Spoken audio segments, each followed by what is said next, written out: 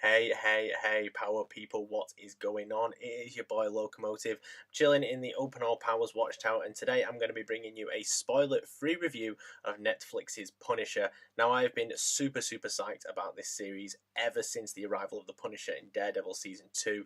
One of the most memorable episodes, of course, was Daredevil and Punisher sat on top of the rooftop, swapping ideology, challenging each other's forms of vigilantism, and it just made me so excited for the addition of this character in this Marvel Netflix universe. Now, to backtrack a little bit, the first two Daredevil seasons for me were absolutely fantastic. Jessica Jones absolutely killed it. Luke Cage, albeit it had its faults, was absolutely great. But then unfortunately came along Iron Fist, which was just absolutely abysmal, in my opinion. Of course, if you disagree, then tell me. But for me, this was the real kind of letdown in terms of this mad run of awesome TV shows. I was excited about The Defenders, but then unfortunately that came along and really wasn't that great. There was so much potential for an amazing show, but for me it was a big letdown. So albeit I was excited about this show, I was still holding a few reservations because given how the last two shows under this umbrella haven't been that great, there was potential for this one to fall flat too.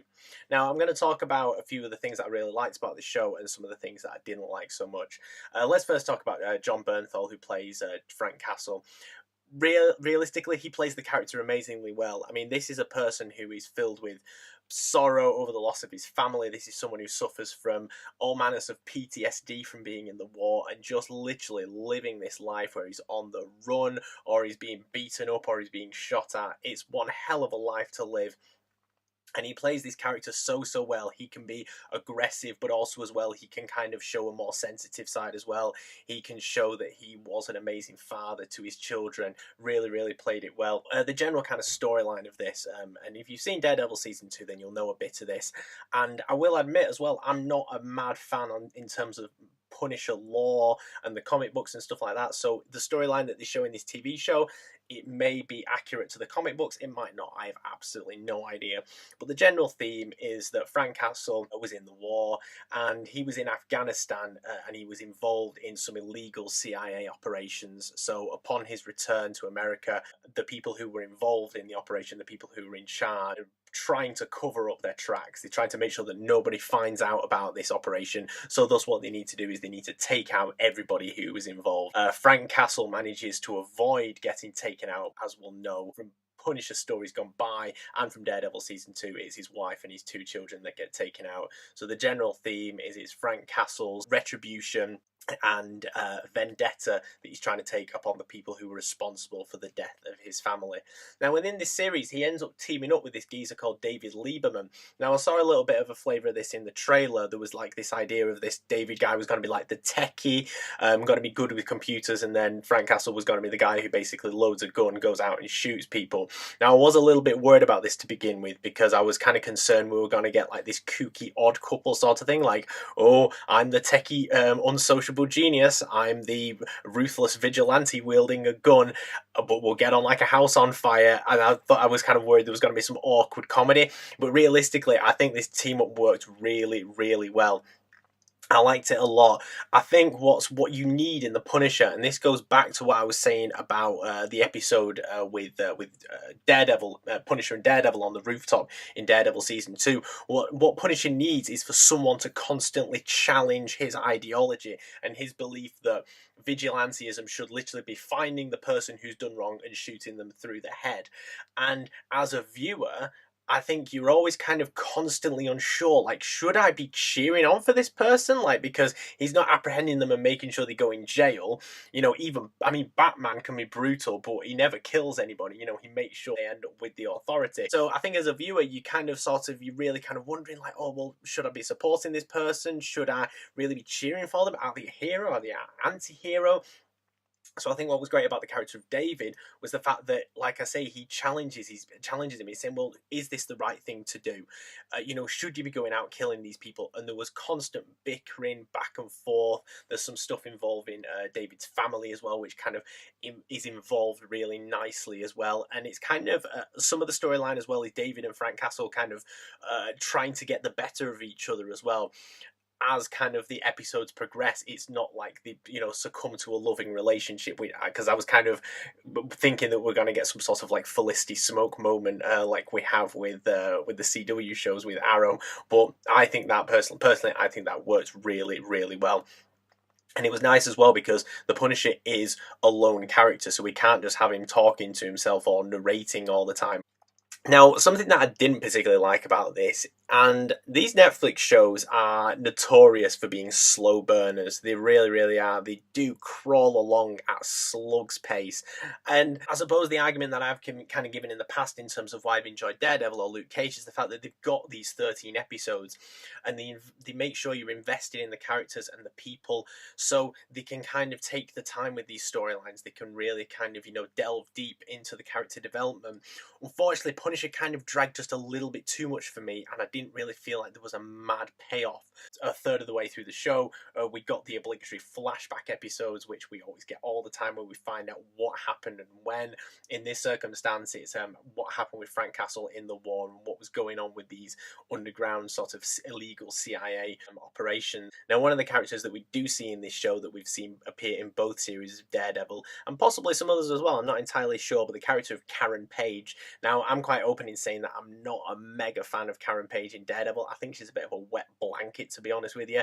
But in this, she was actually quite good. Basically, she's someone who Frank Castle reaches out to in the fact that he's kind of gone underground. Everybody assumes that he's dead, and he's the only person he can reach out to it. And, he seeks her out because he needs a little bit of information. And she gets called back a few times. She was okay. She was a nice addition and a nice way of also tying it into all the other Netflix shows. What I will say was absolutely amazing about this, and I didn't realise it until after I'd finished watching it, is in all these other shows we always get like this mention of, how about the green guy in New York or the guy with the wielding hammer. They're always making these tenuous links to the MCU.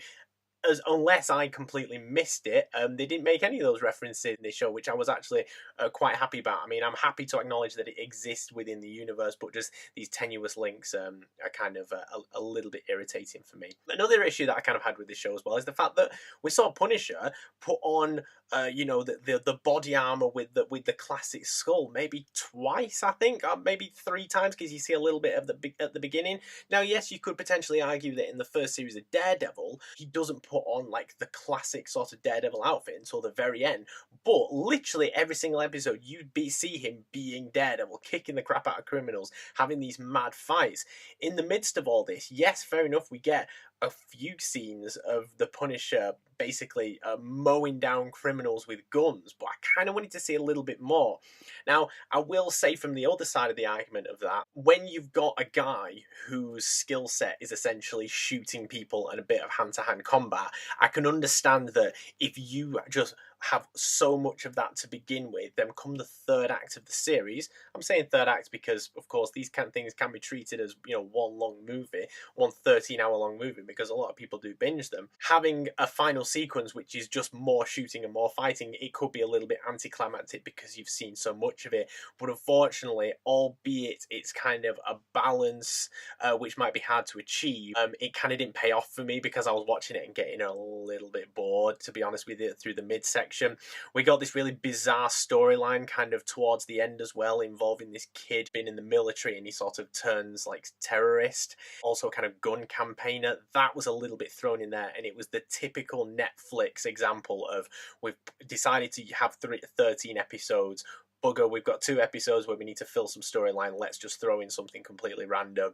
And it stood out like a sore thumb. Like, for me, these shows can be 9 or 10 episodes long, and they can go just cut out that kind of sort of mini story that they decide to put in there. This show actually deals with quite a few issues. I mean, they kind of mention a few things in regards to gun legislation. As I've mentioned before, there's a few kind of references to PTSD, war propaganda as well. They do actually raise some quite real issues, and I think this is one of the shows as well that is very, very grounded in reality. I mean, Daredevil, we're talking about, a blind ninja who can read people's heartbeats. We've got Luke Cage, who was involved in some underground prison experiment that gave him super strength and impenetrable skin. Jessica Jones has got super strength. The immortal plot device, the immortal Iron Fist, can make his hand glow. There's all these very surreal comic book and also kind of supernatural elements, whereas the Punisher is as real as you can can get. It's a guy whose family was killed, and he decides to go out and basically avenge their death and shoots a lot of people. So I think even if you're not that interested in superhero shows, you can definitely enjoy this as a series, just as almost as a kind of as a character piece as well, I would say. If you're not that drawn in by the kind of the comic book references. Also, there was a couple of other little cameos from Netflix shows gone by. I won't go too much into them because I think it's kind of a nice surprise to be able to see this when you actually do. I'm going to kind of wrap things up really.